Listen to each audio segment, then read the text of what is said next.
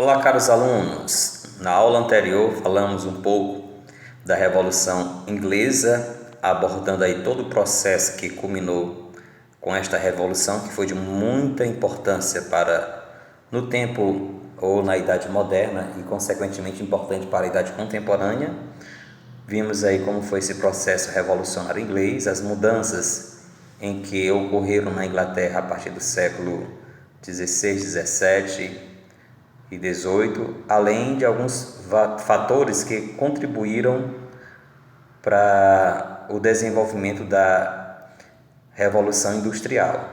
Vimos ainda a ação dos camponeses, que são retirados das terras das quais eram cercadas para a criação da ovelha e, consequentemente, a extração da lã, e além de percebermos a ação dos governos dos Stuart no absolutismo com relação a essa política econômica e também a política que foi desenvolvida nesse período absolutista, que culminou com algumas revoluções que ocorreram na Inglaterra. A ação desses reis levou aí uma revolução chamada puritana, além, posteriormente, a Revolução Gloriosa. Percebemos ainda a Revolução ou a República de Cromwell, as ações desenvolvidas por ele durante o século XVII, com os atos, principalmente os atos de navegação, que proibia qualquer navio que não fosse inglês ou pertencente às colônias inglesas a comercializarem. O processo da restauração também foi percebido na última aula, em que existiam alguns grupos, como os niveladores e os cavadores, que tinham interesses divergentes, mas também que lutavam aí no processo da restauração da monarquia. E, por fim, a Revolução Gloriosa, que teve um desfecho que ajudou muito para a Inglaterra se tornar pioneira na Revolução Industrial. Hoje falaremos sobre a Revolução Industrial, que pode ser definida como uma transformação sem precedentes no modo de produzir mercadorias, de viver e de pensar, que pressionou ou impressionou, melhor dizendo, muitos homens e também as mulheres que vivenciaram esse processo. Essa revolução teve início na Inglaterra na década de 1760 e se propagou pela Europa nas décadas seguintes. Foi justamente na Inglaterra que se desenvolveram as primeiras máquinas movidas a vapor. Foi lá também que se viram pela primeira vez fábricas enormes que reuniam muitos trabalhadores ocupados na produção sob o olhar vigilante agora de seus servos, dos seus industriais. Assim, a Inglaterra ela se tornou a primeira potência a se industrializar por alguns fatores. O pioneirismo inglês se deve justamente a esse conjunto de fatores que estão descritos aqui nesses slides. O primeiro foi o acúmulo de capitais. A Inglaterra conseguiu capitanear recursos financeiros, acumulando-os, favorecendo aí a industrialização. A partir do governo de Elizabeth I, a economia inglesa ela vai ganhar forte impulso, e a Inglaterra acumulou capitais por meio de comércio, da pirataria, da guerra e também da exploração colonial. E na segunda metade do século XVII assumiu a liderança marítimo-comercial, que até então cabia à Holanda. O segundo fator que contribuiu para o pioneirismo inglês foi a modernização da agricultura. O empresariado rural inglês vai introduzir a rotação continuada de culturas e novas técnicas de drenagem e adubação, que aumentavam a produtividade do solo. Além disso, por meio dos cercamentos, apropriou-se de terras antes que eram utilizadas pelos camponeses, e por isso aumentou a oferta de alimentos e de matérias-primas para as cidades. Então, a modernização da agricultura é um fator que ajuda também no processo de industrialização. E ainda a mão de obra farta e barata, porque agora sem terra e sem trabalho, esses camponeses eles começavam agora a mendigar pelas estradas ou iam para as cidades. Camponeses esses que foram expulsos das suas terras devido aos cercamentos. Então, onde se ofereciam para trabalhar por baixos salários nas cidades, nas fábricas que então começavam a surgir naquele momento. E aí o desespero levava esses desempregados a aceitarem qualquer tipo de serviço, até mesmo porque a legislação dos pobres vigente na Grã-Bretanha à época determinava que todo indivíduo sem trabalho ou ocupação poderia ser preso e chicoteado.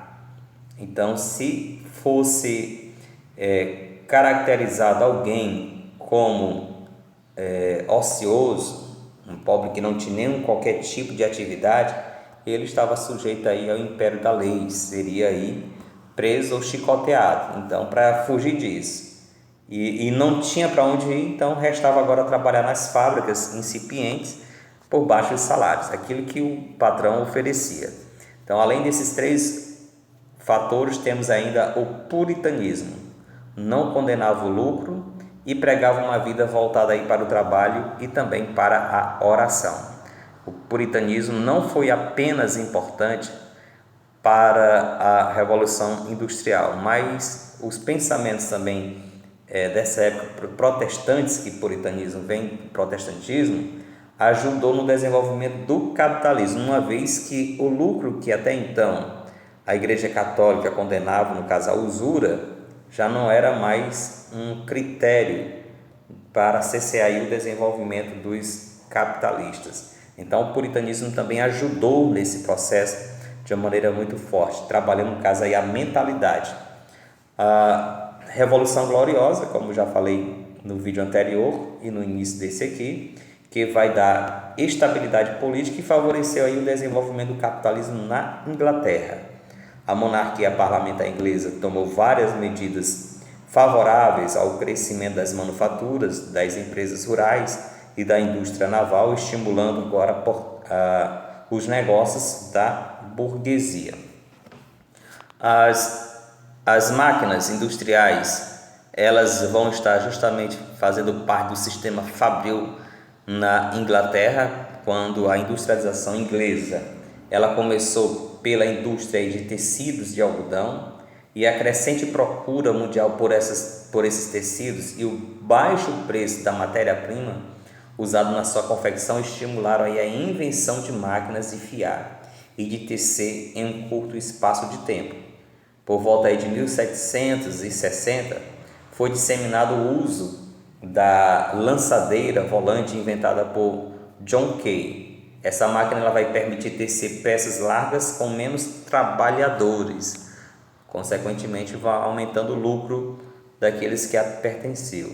E também não apenas dispensava trabalhadores, como também era mais veloz, o que vai gerar aí um descompasso entre a tecelagem e a fiação, e a quantidade de fio já não atendia a necessidade agora da tecelagem. Então a situação vai se modificando em 1767, quando o tecelão e carpinteiro aí, James, ele vai inventar aí a spin jenny, que era uma roda de fiar que permitia uma só pessoa fiar 8 fios por vez. Então, com a spin jenny, uma só pessoa realizava o trabalho de 12 fiadeiras. Então, por ser pequena, ela podia agora ser instalada na casa, movida manualmente. Essa máquina exigia apenas a força do ser humano. Então, já é uma revolução incrível para o momento na época. Esses fios produzidos na spin jenny, eles eram, no entanto, finos e quebradiços. Então, para suprir aí os tecelões com fios resistentes, inventou-se em 1769 a outra máquina, a Water-Frame, que era uma máquina de fiar movida agora com água, atribuído a Richard. Então, tendo a água como a sua força motriz, não podia ser instalada nas casas como a spin jenny, mas necessitava agora de um espaço maior, no caso aí a fábrica. O nascimento da fábrica é com esse processo. E aí a Water-Frame ela vai contribuir assim para a consolidação do sistema fabril, do desenvolvimento das primeiras fábricas, consequentemente da indústria. Então, nesse sistema, os trabalhadores eles trabalhavam juntos no mesmo espaço, sob o rígido controle de seus chefes, que ditavam o número de horas diárias e também a velocidade das quais eles deveriam trabalhar. Os fios da Water-Frame eram resistentes com relação também a spin jeans, porém eles eram mais grossos, mais grosseiros nesse sentido. Então a solução para isso foi dada pela Mully, que foi uma outra invenção agora de Samuel, em 1779.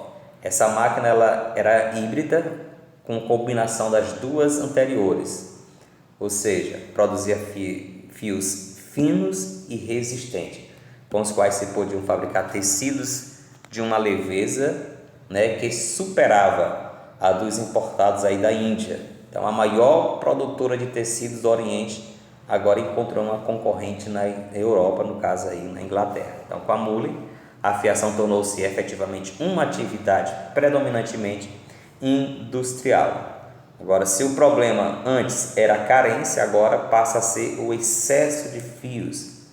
A solução para esse problema foi o tear mecânico inventado pelo Edward em 1785, com a capacidade de produção era muito vezes maior que a do tear manual. Todas essas máquinas tornaram-se muito mais produtivas ao serem acopladas aí à máquina a vapor, que foi aperfeiçoada por James Watt em 1765. Inclusive é uma homenagem a James Watt, que hoje o sistema de medida de potência é o watt. Então a unidade de medida, é o watt. Sendo que nessa máquina a força de expansão do vapor vai substituir a força do ser humano e do vento e da água. Agora nas fábricas vai ter uma máquina movida a vapor para assim ser a força motriz dessas máquinas. Sendo que o uso do vapor vai exigir máquinas mais resistentes que as de madeiras. Essa necessidade vai ser atendida em 1784, quando Henry Code ele conseguiu produzir um ferro resistente, fácil de ser fabricado e barato, que passou a ser utilizado em máquinas, navios e também na construção civil, sendo que a máquina a vapor e a metalurgia do ferro, por sua vez, vão impulsionar a descoberta de dois outros inventos que vão revolucionar os meios de transporte no século XIX, que vai ser o barco a vapor, desenvolvido por Robert em 1807, e a locomotiva, o trem, idealizado aí por George em 1814. O nome da locomotiva construída por Stephen vai ser justamente foguete, roquete em inglês, porque atinge até 45 km por hora. Então, na época, um foguete. Então, era muito veloz, era uma velocidade considerada alta demais na época. Viagens que duravam 12 dias passaram a ser feitas agora em menos de 4 horas. Então, em 1830, era inaugurada a primeira ferrovia que ligava Liverpool a Manchester, lá na Inglaterra. Então, o trem e a ferrovia inauguraram uma nova era, marcada agora pela velocidade. O transporte de pessoas e de mercadorias tornou-se cada vez mais rápido, mais barato e, consequentemente, mais seguro do que até então aqueles que existiam na época. E aí vai ter que essa situação contribui para que no século XIX a Inglaterra passasse a abastecer, melhor dizendo, com seus produtos boa parte do mercado mundial, ela tornando agora, como disse mais tarde, a oficina do mundo. A Inglaterra vai se tornar a oficina do mundo nesse período. E como era a vida dos trabalhadores no interior dessas fábricas? As primeiras fábricas eram sujas, mal iluminadas e insalubres, ou seja, provocavam várias enfermidades, doenças, e o vapor e o calor das máquinas tornavam o ar quase respirável, causando inúmeros problemas ou doenças respiratórias. O trabalho fabril era disciplinado, repetitivo e exaustivo. A jornada durava de 14 a 18 horas por dia e o trabalhador parava apenas para fazer as refeições rapidamente, aquelas que eram consideradas essenciais. e aí o sistema de fábricas aumentou assim a sujeição do trabalho e do trabalhador agora ao capital e ao capitalista, sendo que as primeiras fábricas fizeram uso intenso do trabalho feminino e infantil, pois mulheres e crianças ganhavam cerca de 1/3 do que era pago a um homem. Os industriais justificavam o emprego de crianças a partir dos 6 anos de idade, dizendo que sua intenção era livrar da fome e também da mendicância. Então, essas crianças, muitas vezes, além de ter umas tarefas rotineiras, realizavam trabalhos pesados e perigosos na época para essas crianças, sendo que a vida nas fábricas tinha mais ou menos esse perfil. Fora da fábrica, a gente vai perceber a atuação dos trabalhadores, que no início aí da Revolução Industrial vai existir um contraste alarmante aí entre as moradias dos operários e também de seus patrões, que eram gritantes essas diferenças, a começar pela localização. A residência, por exemplo, dos industriais ficavam no subúrbio, afastado dos centros fabris. Consequentemente, eram mais tranquilos, eram imponentes, ajardinados e possuíam várias divisões internas, elementos que documentam a riqueza de seus donos, os maiores beneficiários da industrialização que vinha aí se processando.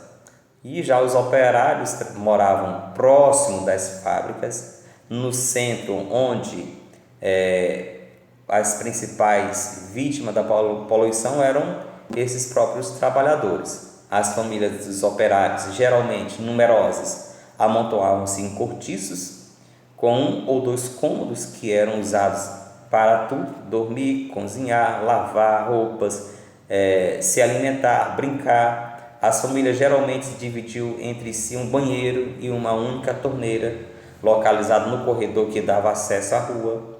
As ruas dos bairros operários eram de chão batido, sujas e com esgoto a céu aberto, o que vai facilitar a ocorrência de epidemias como a cólera, que fez muitas vítimas na época. Então, como os aluguéis eram caros, quase não sobrava recurso para alimentação, a principal refeição dos operários reduzia-se, na maioria, a uma torta de batata.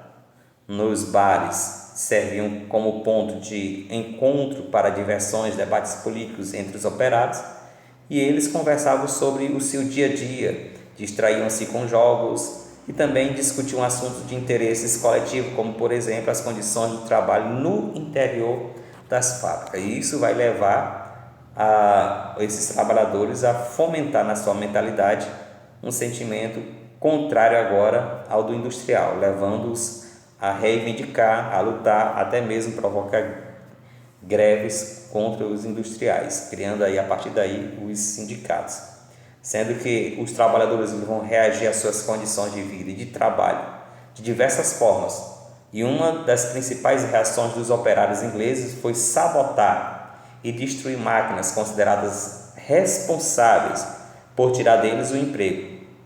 E na Inglaterra, essa destruição foi atribuída a grupos liderados pelo general Lute, provavelmente o pseudônimo do operário Ned Lute, daí o nome de ludismo, dado ao movimento de trabalhadores que quebravam máquinas. Então, esse movimento de trabalhadores que quebravam as máquinas, com a exigência de melhores salários e condição de trabalho, ela foi considerada aí como ludismo. Não tiveram êxito no momento. Os luditas, eles agiam geralmente à noite em pequenos grupos, armados de martelo, machados e lanças, e punham abaixo o portão das fábricas e demoliam aí as máquinas.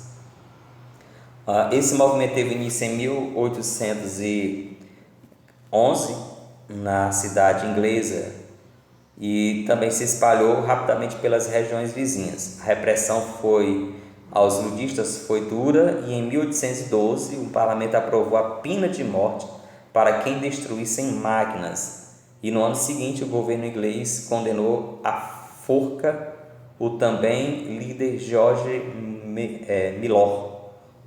e mais de uma dezena de seus companheiros. Assim, os trabalhadores passaram a reagir por meio de greves, marcha de protestos e a exigir redução da jornada de trabalho, abolição dos castigos nas fábricas e aumentos salariais.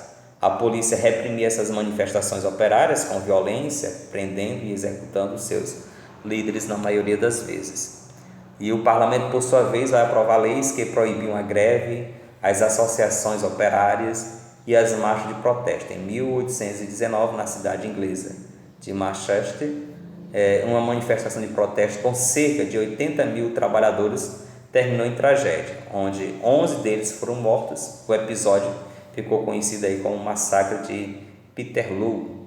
Então, pressionado aí pelo movimento operário em 1824, esse parlamento britânico reconheceu, os sindicatos, organização de trabalhadores que promoviam auxílio mútuos entre os seus associados e, no fim do século XIX, passaram a atuar como sindicatos, que eram órgãos de defesa da classe trabalhadora. Sendo que nos anos de 1830, o operariado continuou promovendo marchas de protesto por melhores condições de trabalho, mas passou a lutar também por direitos políticos.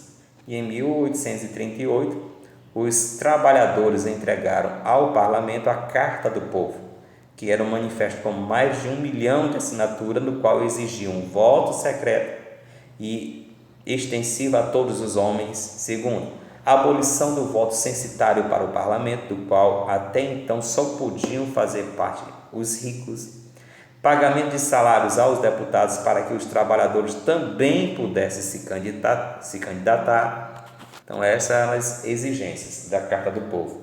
E aí a luta pela aprovação da Carta do Povo deu origem aí a um movimento popular com grande força em toda a Inglaterra, chamado de cartismo, onde as exigências desses cartistas foram recusadas pelo parlamento, desencadeando aí ondas de greves, prisões e morte de líderes operários. As lutas operárias, no entanto, não foram em vão. Algumas conquistas foram frutos delas, entre as quais podem ser destacadas aí a limitação do trabalho das crianças entre 10 a 13 anos a 48 horas semanais, entre 13 e 18 anos a 69 horas semanais. E observe que aqui está limitado. Imagine como é que era antes. E a proibição do trabalho infantil e feminino nas minas. A supressão dos impostos sobre os cereais importados como o trigo, que encareceu o preço do pão, além de estabelecimento da jornada de trabalho de 10 horas diárias, isso em 1847. Já em 1878, a limitação do trabalho das mulheres a 60 horas semanais. E, por fim, em 1919, o estabelecimento da jornada de trabalho de apenas 8 horas diárias, que ainda permanece nos dias atuais. Então, com isso, nós finalizamos o conteúdo do capítulo 6. Fiquem todos na paz, que Deus abençoe a todos. Até mais.